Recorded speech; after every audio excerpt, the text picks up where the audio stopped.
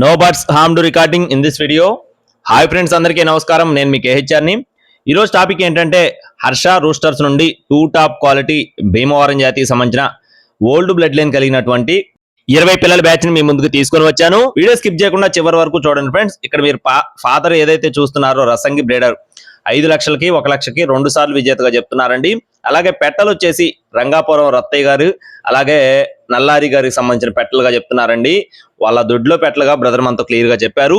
మీ యొక్క కోళ్లు మన ఛానల్ ద్వారా అమ్మాలి అనుకుంటే డిస్ప్లే మీద కనబడుతున్న నెంబర్ కి నీట్ గా ఫోటోలు వీడియోలు వాట్సాప్ లో సెండ్ చేయండి. పిల్లలు వచ్చేసి వయసులు చూసుకున్నట్లయితే 35 రోజులు ఫ్రెండ్స్.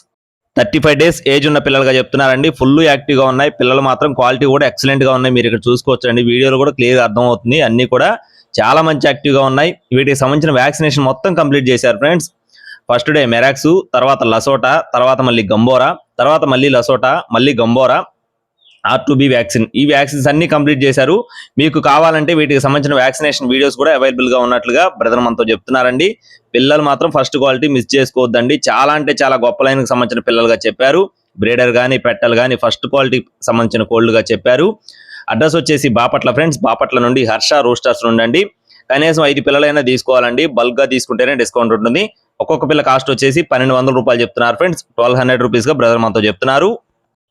టైం పాస్ గా ఎవరు కూడా చేయొద్దు ఫ్రెండ్స్. కావాలి అనుకుంటేనే సంప్రదించండి.